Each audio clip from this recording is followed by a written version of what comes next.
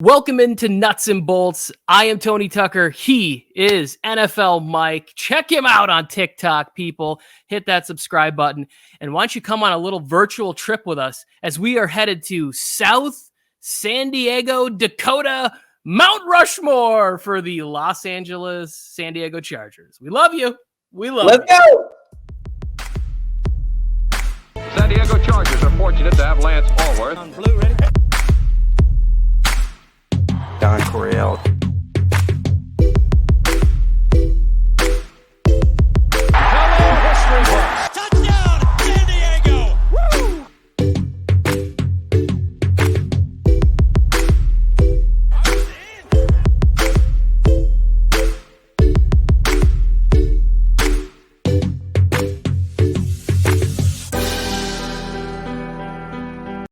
Welcome in, everybody, to the newest episode of Nuts and Bolts. It's Friday night, so you know what time it is. It's time for a little Chargers talk. I'm joined with Tony Tucker. Obviously, great intro, Tony, by the way.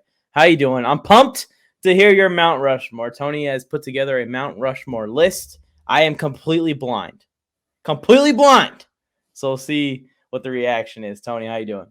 I really hope that I have not let anybody down with the compilation that I have put together. So many worthy candidates to be on this Chargers Mount Rushmore.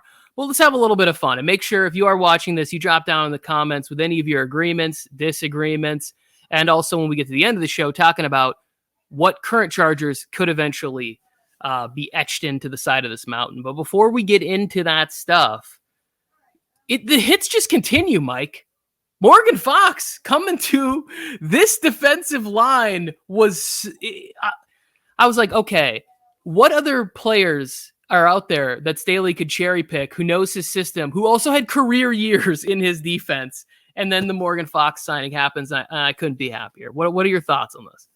I absolutely love additions like this, Tony, because what I've been telling my wife on the side, every time something like this happens, Kyle Van Noy, Bryce Callahan, Morgan Fox, these are Super Bowl roster moves. You are building a team that is ready to compete in December, January, February. You're building a team that is ready to stand the injuries and everything that the Chargers have never built teams to withstand throughout an entire NFL season. Morgan Fox is coming onto this team as a guy who probably could start on a lot of teams. Maybe, let's say, half the league, maybe 25% of the league, the lower end teams with the interior defensive linemen. But for us, he's going to be a rotation player with Jerry Tillery, a rotation player with Sebastian Joseph Day, and everyone else that this team has added to the roster. I'm very excited for this move just because I have another guy on the team that I know for one is making the team and for two is going to contribute late in the season. That's been the biggest thing for the Chargers. My entire life as a Chargers fan, I know that you just became a Chargers fan over the last couple of years officially with the Chargers football in hand, but my entire life, the Chargers just always have lost the depth battle. They have always lost the depth battle where random guys are coming in that I've never heard of before because Bosa needs a few plays off and they give up a touchdown. I love it. Keep doing it, Tom Telesco, because we have a Super Bowl window, in my opinion, that is wide open for the entirety of Justin Herbert's career. I love moves like this. If you want to be the GM of the Chargers for the 20 years of Herbert's career, keep doing moves like this because these are the moves that sneakily move that Chargers team into Super Bowl contenders and contentionship even more and more as we keep picking up more guys. Absolutely. And I would love to see, I think it's Haley is her name. She does a lot of the interviews for the Chargers. I would love to see her sit down with somebody from the Spanos family and say, all right, what happened? You know, like, did you lose a bet? Are you in like a Brewster's Millions situation where you have to spend like $100 million to get $1 billion at some point? Like, what's the goal, or like what inspired this offseason? But it's been so tremendous, and the excitement is off the charts right now whenever I go onto social media. So Mike, we might have players that got snaps last year, like a considerable amount of snaps, that are on the practice squad or maybe cut or whatever. That's the kind of depth that we're working with, and it's exciting. I think. And sorry, San Diego fans, I know we're about to go into Chargers history in this entire episode, I think the move to LA and seeing the Rams win the Super Bowl so soon after moving to LA has definitely sparked under some people's asses in the office. Yeah, just like it's kind of the LA vibe, right? That you can't really, you got to be here. You can't just be competitive. If you want to bring people to the stadium, you got to be putting out entertainment. And I think that can come with celebrities and bandwagon fans when times are good. And I know a lot of Chargers fans are like, we don't want bandwagon fans, but that is something that is great about an organization is you can really tell who's there for the bad times, takes the losses hard, and also enjoys so many, like of the victories, like my friend Mike here. Somebody accused me of becoming a bandwagon fan, and I'm like, they were 7-9 and 9-8 when I started like really dedicating myself to the team. That's not really much of a bandwagon to jump on. Like you can't 100%. just be, 100%. and I've lived in the area for so long, right? I've lived in Southern California. The Chargers have always been my local affiliate. I've been watching them for the 20 plus years that I've lived in Southern California. I just never like fully dove in and was like, okay, I'm going to give you control of my emotions for 4 hours on a Sunday. My wife hates the fact that I have like fell in love with a football team again, because it's not good for my mental health. Well, it's a double-edged sword. The other fan bases are going to say, you have zero fans. Want all season long when they're seeing, their fan bases in SoFi Stadium for every game. But then if the Chargers win and gather a bunch of bandwagon fans, now you're just a bandwagon with them. But I think I think people who come, you come for the hype and you stay for the Herbert. And that is like, I don't want to stitch that onto a pillow or a t-shirt or something. Come for the hype, stay for the Herbert. And they'll be here a long time, because that's the thing that sustains good to great franchises is coaching who focuses on all three phases of football, which we've seen this year. When we were talking about, we didn't even get into like what they've done for special teams, bringing in the long snapper and Carter and the guys they got in the draft that have a chance to be some really outstanding gunners. Low key, Mike, I'm the rookie I'm picking out this year. I picked out Palmer last year. The rookie I'm picking out this year, Jasir Taylor. Ooh, I like it. I don't know why. I watched some games, some Wake Forest games. I just like the way the kid competes. This is the young man. I'm very excited for him. He'll be huge if he comes in and makes an impact over the next couple of years, because it's on a rookie deal.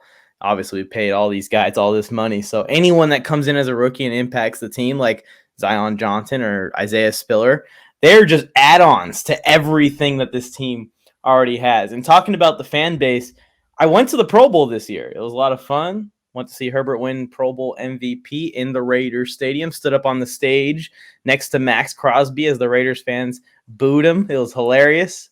Herbert smiled, shrugged it off like a champ. But when I was leaving the stadium, myself and my wife counted 17 families where the dad was wearing Niner gear, the mom was wearing Niner gear, and the son was wearing Chargers gear. Or the dad was wearing Raiders gear, mom was wearing Raiders gear, and the random daughter was wearing a Justin Herbert jersey. So don't worry. We're growing and we're targeting where young kids need to be entertained. Yeah, they're all going to grow up and they're going to be adults one day. Don't you? They absolutely are. It's going to be great. You ready to hop into this Winnebago and head to South Dakota? Let me throw this up on the screen here. Here we go. Beautiful Mount Rushmore. So I was out there and I took some pictures and I photoshopped them so we could put this nice thing together. Now, right, I'm here. I've already said, to me, hands down, the best Charger of all time, and maybe even I would go as the greatest running back of all time. LaDainian Tomlinson is the first face to be etched in on this. Like, the numbers, they're crazy. The 28 touchdown season, the 13,000 plus yards that he had, what he did in the passing game, how many times, he was able to just like gut out foot, leg injuries for this team, fourth quarter, like just one of the best football players ever. And he's the first one on the list. Anything you want to say to your beloved LT? No, I completely agree. If I was making this a list alone, LT is the number one name that I think of for the similar reasoning that you have. He is the greatest Charger of all time, in my opinion. One of the most dominant single NFL players in the league's history, to a point where you could probably, if you take quarterbacks off, like he's a top 5 or a top 7 single dominant non-quarterback player in the history of the National Football League, not just for the Chargers. 100% LT should be on everyone's Mount Rushmore. I'm excited to see who you got next. Yeah, and that's one of those things where it's like I don't really know like all the PFF scores of the offensive lines he ran behind, but I don't remember a ton of like outside of who, like Chris Dealman or like who do you, like I don't remember a lot of Pro Bowl offensive linemen over the years for the Chargers. Like, and also when you talk about the fan base, like we were just talking about actually right before we started the segment, I feel like the entire generation of Chargers fans that are anywhere from my age to 30 years old, 35 years old, is probably solely because of that man's face right there on Mount Rushmore. Yeah. What do you mean? LT, 138. My 500 was an LT jersey. 530 receptions. That was one of the numbers I wrote down. 3-time first team All-Pro. We go to the second one, and now there might not be any All-Pros here, but when you play in an era with Peyton Manning and Tom Brady your entire time, mix in a little Drew Brees, who he replaced, Philly Rivers, this guy was able to compile great numbers on teams that just had hard luck. And we've joked personally, you and I, about what's got to be going through his mind with what they've done in this offseason, right? And I don't think at the point of when he was on a rookie contract, I don't necessarily know that anybody thought this way, right? Because if I really think back to it, I think rookies were still getting mega deals at the time. Like I think the mega deal kind of ended with Sam Bradford, Matt Stafford era somewhere in there, maybe 13 years ago. So like he was coming in and probably making good money as the 5th overall pick or 4th overall pick or whatever he was. But he was such a competitor. And one of the things I always loved about him was that he did remind me so much of Brett Favre, who was, the person that made me fall in love with football. He had a lot of that sort of, the interview where he's crying, he's talking about doesn't want to throw interceptions. He's like, I don't care if I throw 2 interceptions. I want to win the damn game. He doesn't say damn, dang-gummit game. The dang-gummit game. Yeah, he did it all without cursing a single time. Phillip Rivers is my favorite player of all time, and I had him on my Mount Rushmore also, Tony, so I got you with some research that I prepared. Yep. All-time leader in franchise history in passing yards, games played, wins by a quarterback, completions, career completion percentage if you take off Herbert's insane, almost 70% over his first 2 years, passing touchdowns, game-winning drives, and fourth-quarter comebacks, everything. Every significant stat by a quarterback in Chargers history, Rivers leads in them all when it comes to a career. And he would lead in them all when it comes to single seasons as well. But again, that guy number 10, who's kind of a blend of Favre and Rivers with a few extra inches and a little bit longer hair, kind of snapped all the Chargers single season records last year. It made it look pretty easy. Oh my goodness, I think my dog just died over here. I don't know. What are you doing? What was that? Yeah, you got it. You hit all the extra notes I had in here. We're going to number 3. We're going to go back a little ways. You might not remember him a little bit before your time, but I do. And I remember getting comments of like how I looked like him, right? Like I would play defense, and this was somebody that you wanted to like you wanted to be Junior Seau. You wanted to be able to just run people down, the tackles, the ability to rush the quarterback, even though it wasn't like what he did. He wasn't a pass rusher, but just what he was able to do. Mike, I wrote this down because I didn't know this when I was looking at it. He went to 12 straight Pro Bowls after his rookie season. So he was there in San Diego for 13 years and then went to 12 straight Pro Bowls. First team All-Pro 6 times, had like 1,480 tackles. And you just you throw on any highlight clip that people put together and you're like, he's the one guy you're like, on this team, if you could bring back a player to play in 2022, LT's good. You got Herbert. Junior Seau might be the guy that Brandon Staley would be like, hey, we're going to put Junior Seau in the middle of this defense, and you can pretty much just polish the Lombardi and move it from the Rams to the Chargers. Yeah, I like this choice. Junior Seau obviously deserves a spot on the Mount Rushmore as much as any player or coach that I have set to go to the Mount Rushmore. He just always was the perfect guy, right? Ray Lewis type impact on the field. And then, some of the best leadership qualities when it comes to coming off the field and looking back at Junior Seau's career. On top of it all, San Diego Chargers, he was the most Dago guy you could possibly think of. There's so many pictures of him at the beach just hanging out with fans and enjoying his life. RIP to Junior Seau, one of the GOATs, man. One of the best to ever play the linebacker position. Great choice here, Tony. I lived at El Cajon for 2 years, and I remember leaving a Denny's one time, and there was a charity golf tournament that had ended, and there was a huge mess at the table, and I looked over, and I was like, it's cleaning up. It's like 20 people, and I go, what just happened? And she's like, oh, a bunch of people just left, and one of the guys goes, Junior Seau was just here, and I was like, what? Like, which way did he go? Which way did he go? Man. Come on. That's cool. Yeah, it was mayhem. It was like a bunch of celebrities and NFL players that had played in a golf tournament, and they all just went and like maybe I'm assuming a little hungover, right? You're probably drinking on the golf course, having a good time, and you're like, we just need some moons over my hammy to suck this up. Like, let's just go to Denny's and get something cheap. And the last one here is it's the all-time leader for receptions, touchdowns, receiving yards. It's Antonio Gates. Like what he was able to accomplish as a tight end who was a basketball player, right? Like not even focused on football, but just able to come in and be able to just convert, go up, get the jump ball in the end zone, box out, and even was really dangerous in the middle of the field too. And when you look at his numbers, it's just like 116 touchdowns. I don't know if anybody's catching that. Like you got to put together a really long career of 12 to 16 touchdown seasons to get into that neighborhood.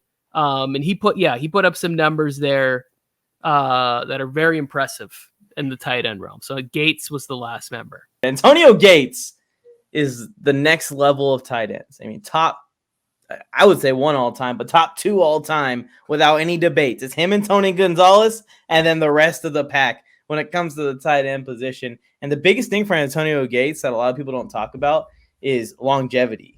He probably had the longest prime of a tight end in history. I mean, he was still doing it into his mid-30s and was still Phillip Rivers' like number 2 option in offenses with Keenan Allen at number 1 late in his career.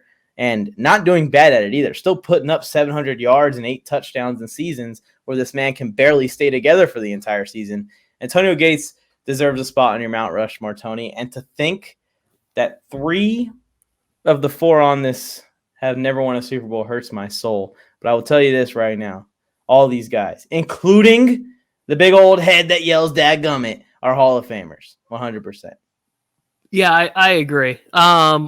LT's already in, Seau's already in, Gates will get in, no problem. I think there's going to be a little pushback on Rivers for a few years, but eventually, they got to make sure that Manning, they got to all those guys. Like Eli Manning won the Super Bowls and he's also like royalty of the NFL, so I think he's pretty easy to get in there, but that speech is going to be so much fun. There's going to be tears. There's going to be just wholesome family comedy in that speech, in that Hall of Fame. It's going to be one for the ages. Phillip Rivers and a microphone, always been a great combination together. But I agree with you, Tony, because when you think about it, even if Rivers is held out of the Hall of Fame for the next 5, 6, 7 years, let's say that they somehow find a way to hold him out for that stretch of time. After Brady and Rodgers go into the Hall of Fame, we are not going to see quarterbacks going into the Hall of Fame until Mahomes. The young quarterbacks today are going to help Rivers get into the Hall of Fame because we are not going to go a decade and a half with 1 or 2 quarterbacks getting inducted. Rivers is going to get inducted. So I think you'll have guys like Stafford that'll be right there because his numbers are going to be ridiculous. It's going to be around 70,000. Now he's got the Super Bowl. You'll have Rodgers. There'll be a couple of maybe Matt Ryan does, continues to compile numbers, but it just feels like 20-year stretch, 5 quarterbacks, probably unlikely. We're probably going to see Rivers get it. Well, there's been a big push for him to sign the one-day contract and come back. And, it would be so cool for it to be the opening game. Raiders come to SoFi and we get as many Chargers fans as we can in there to celebrate him coming back and giving a little speech at halftime and just getting the place going nuts. I would cry 100%. I got it hanging behind me right here.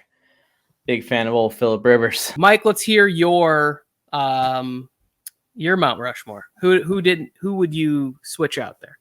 Okay, so I've done a bunch of Mount Rushmores in my time talking into one of these things. For NBA, for NFL, for MLB, for everything. And every time I do this, I try to have a little bit more fun with it. So what I like to do is I look at the heads that are currently on Mount Rushmore and why they're there. And I try and compare that, bring that over to the NFL, to the Chargers. So, for example, George Washington is on Mount Rushmore in real life, obviously. He represents the birth of the United States. He was the first to break through as the president of the country. So, for that spot, I had Lance Altworth in my Mount Rushmore because I felt like 7 straight 1,000-yard receiving seasons, all in the 1960s. I mean, that's next-level stuff right there. And he still holds the record for the most receiving yards in a season by a Charger. He did this in 1965, 1,600 yards, 14 touchdowns in that season. And that is also tied for the record for the most receiving touchdowns in a season. It wasn't cool to be a flanker in the 60s. And Lance Altworth is a big part of the word flanker turning into wide receiver. So I feel like that's why I put him on there. Thomas Jefferson is on the actual Mount Rushmore, and he kind of represents rapid growth and invention when it comes to the United States. So my rapid growth player that I chose for the Chargers was LaDainian Tomlinson, who we put on our Mount Rushmore together. Teddy Rosenwald is on there, who was on there to represent lasting success, being able to stay smart and keep doing things that are successful. I had Phillip Rivers in that spot because he did it for so long on the Chargers. Abraham Lincoln is on the actual Mount Rushmore, and he's on there for the willingness to change and adapt and have lasting success for the country based off of just the willingness to be different than what everyone else is doing.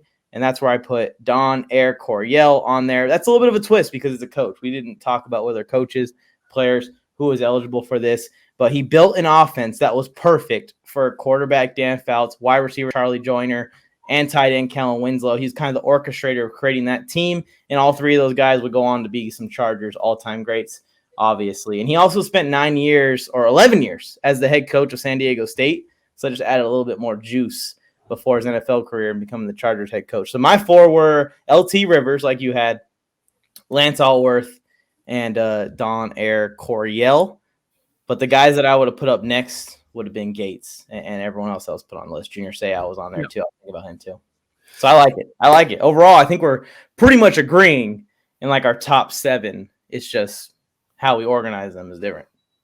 Yeah, I think the Lance Allworth one was the one that I really struggled with Gates, right? Just because of the time that he did it, the numbers were so like impressive. I was like, wait, he did this in the 70s? Because I knew he was good, but he also did it like when you look at his average yards per catch, it was like 19.8 or something. Like it's like a ridiculously high number because he had like, I don't know, 585 catches, but he put up, crazy 11,000 yards or whatever. Yeah, Lance Allworth, 9,500 yards, with the Chargers, 81 touchdowns, 6 times first team All-Pro. And then he went to Dallas, one last season, one Super Bowl with Mike Ditka and Roger Staubach. And ask me how I know. I've been watching every Super Bowl. Charlie Joyner, 9,200 yards, 47 touchdowns. Both Hall of Famers. So great company there. Dan Fouts obviously was on the list. It was him, Rivers. I batted back and forth. Kellen Winslow Sr., 6,700 yards, 45 TDs, 3-time first All-Pro. Only played like 8 years, I think. I forgot to write down, but I think he was only there for like 7 or 8 years. Put up really good numbers. His highlight reels are very fun to watch. And then I gave some love to a guy that I remember playing with on early Madden days. It was Leslie O'Neal, big defensive end guy, 105 career sacks for the Chargers, which I thought was, it's impressive when you're the all-time leader at this thing for your team. So I think he was the one. He used to have the face shield visor. He made that kind of cool back in the 90s. Yeah, he had 7 seasons with 12 plus sacks. That was the other note I wrote down for Leslie O'Neal. So we got that. We got the guys that should have been there. Anybody with us still watching, make sure that you put your Mount Rushmore down there for the Chargers. But let's talk about current Chargers. And let's just, maybe guess or, embellish what they might do over the rest of their careers that might put them on a future Mount Rushmore for the Chargers. Yeah, I mean, we're looking at players like Joey Bosa. I'm trying to find some stats here on the side, but I can't find it. See how far away some guys are. But I'm thinking that people that I think that have a good chance, if I was to pick a good chance at being all-time greats and maybe eligible for a Mount Rushmore in the future in a spot as 4 of the best Chargers of all time, would be Joey Bosa and Keenan Allen to me. Those 2 guys. Yeah, I think Keenan Allen's got a really good shot. I just put up the post on Instagram and on Twitter where I put where Keenan's at. He's second in receptions. He's like 225 behind Gates to catch him. I think it's 730 or whatever. If he puts together 1,050 yards, he'll move into second all-time on the receiving list ahead of Joyner and Allworth. And a 10-touchdown season will put him at third all-time on the list for receiving touchdowns for the Chargers. I think if he gets into that neighborhood of he puts together 1,000 receptions with the Chargers and let's say 11,000, 12,000 receiving yards with 70 touchdowns. And this is the thing I think that we can agree upon. If this team wins multiple Super Bowls over the next few years, which I think they have a really great shot to do, legitimate, no smoke, no nothing. This team has a really nice 2 to 3 year window of being Vegas favorites. Yeah, being the Bills for the next couple of years. Yeah. Yes, and just riding momentum and energy and youth mixed with veterans and vision from your front office and your coach working together. But I think any of these guys like that get a Super Bowl and you add that to their resume, especially imagine if Keenan has 8 catches for 113 and a touchdown to Super Bowl. You're going to go in your brain 10, 15 years from now, Keenan Allen has to be on there. Remember what he did in the Super Bowl against the Green Bay Packers and left Aaron Rodgers crying on the sideline in 2023 in Arizona? I spoke that into existence. Enjoyed it a lot, huh? Yeah, I think that Keenan Allen definitely of anybody. We know that Bosa is obviously a beast. When it comes to Bosa and the sack number, that number may not be there just because he's been triple teamed for the last 5 seasons. But I really think that Keenan Allen has a chance because also when you take into account, you look at kind of the last 10 years of football, right? DeAndre Hopkins, kind of the model of consistency at the wide receiver position. Then maybe you could talk about Julio Jones being in that conversation with D-Hop for the most consistent wide receivers of the last 10 years. But from when Keenan was drafted to now, Keenan Allen is in the top 3 of the most consistent wide receivers in the NFL. Everyone else seems to have had either an injury plague or an off year. Keenan Allen, since his early career injury issues, has completely rewritten what you should talk about when you talk about Keenan Allen. It's not an injury-prone player at all. He's more of the most consistent player on the team. He's playing 14 to 16 games out of a 17-game season every year. I definitely think Keenan Allen, with a Super Bowl win and a couple playoff moments, it doesn't even need to be a Super Bowl moment. Even if he just has a moment that sends us to the Super Bowl, is going to be a Hall of Famer. Yeah. I think Bosa's at like 58 sacks right now. And I do think, again, this is an opportunity for him to have the least amount of double and triple teams ever for a short window in his prime right here. And if he can put together back-to-back healthy seasons with 16 to 20 sacks, that will go a long way in compiling the numbers. But again, there has to be some playoff success mixed in, right?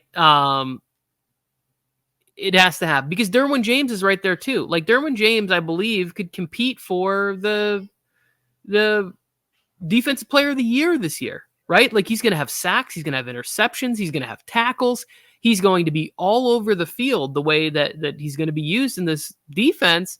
He could have a strong case to be defensive player of the year when all is said and done, and that looks really nice on your mantle. You know, like that when you're going in that. And lastly, Justin Herbert is already off to like the best start in the NFL's history over 2 years. I mean, it literally is. I think he has the most yards by like 1,200 yards by a quarterback in their first 2 years in the league. And everyone's like, but he had a 17-game season. Well, guess what, guys? He's played 32 games. That's 2 16-game seasons. Yes. He add the extra one to his second year, and he minus one off in the beginning of the year in his first year. Yeah, Herbert definitely has a chance, man. Herbert has a chance to go down one of NFL's Mount Rushmore as a whole, let alone just the Chargers Mount Rushmore. Another thing to talk about when we're talking about Bosa, and I think Bosa has a chance to retire a Charger because there's another Bosa in the league whose contract is expiring. And there's no big deal done yet. I wonder why. Am I a little too wishful thinking, Tony? You think that this guy hasn't signed a long-term deal with the San Francisco 49ers because he wants to play on the same team as his brother like they did in college? If he, like, Mike. It's over. Stop. Don't even play this season. I can't with you. I can't even fathom what that would look like to have two Bosas chasing after you at the same time. That would be nuts. They're going to play in week 10. I'm very interested to see what the vibes are like from Nick Bosa in week 10. I'll be looking into that man's eyes. I'll tell you that right now. Well, also, too, it would just be the dumbest move ever by the 49ers. Like, you trade up for Trey Lance, and we're not even sure if he can get on the field, but then also the guy who you do pick early, who's a stud, you let him walk. Like, there's no way that organization is that. It'd have to 100% be like a situation where he's like, he left. It wasn't necessarily the 49ers wanted him to leave. I talk with my dad all the time. He's like, Joey Bosa is going to come to the Niners one day. I said, I feel like Joey Bosa is locked into his deal for multiple years. The guy coming off of his rookie deal is more likely to move teams. I love that you troll your father like that. You just crush his dreams. That's hilarious. Well, we got Matt Bosa jerseys. It would be very sad to wear those things to a game where both Bosas are on the Chargers. Well, what does Joey go back to 99? I don't know. I don't know what would happen in that situation. Maybe for the first time ever, they'd let two players wear the same number. Yeah, maybe they do like a 97A and 97B. Like it's the first ever hyphenated jersey so we could get them at the same one, right? Oh, man. Or we just change the font on the jerseys to where ones look like sevens. One wears 91, one wears 97, but it still just looks like 97 for both of them. Yeah, I'm in. They let him. One of them wears 91, and they let him put a piece of white tape over it, so it's like that little crooked mark on there. I'm in. Imagine the celebrations at the end when they get to Derek Carr and they bring them down together. That'll be crazy. I was gonna make an inappropriate joke, but I won't. This is a family program, as we always say. Double teaming Derek Carr. Yeah. we're headed in the right spot. I'm sure many people, if they've stayed with the nonsense for this long, are probably like, yeah, he should have said that. All right, Mike, wrap it up. Let's get out of here. I got to go celebrate my son's 16 years old today. I have a 16-year-old son. You're old. Anyways, thanks for tuning in, everyone. Tony's old. Oh, Tony's old, and his son has turned 16. So happy birthday to your son, Tony. I appreciate you guys for tuning in. Make sure you like, comment your Chargers Mount Rushmore. We're not going to say there's any wrong answers unless you put Storm Norton on the list. That's the only way you could put a wrong answer for Mount Rushmore of the Chargers in the comments. If you guys want to go even further, go ahead and leave who you think that's on the current team that could become members of the Mount Rusher list. I'm NFL Mike. I'm here with Tony Tucker. You're tuning in to Nuts and Bolts. We'll see you guys next week. Appreciate you tuning in, and bolt up. San Diego Chargers are fortunate to have Lance Allworth. Don Coryell.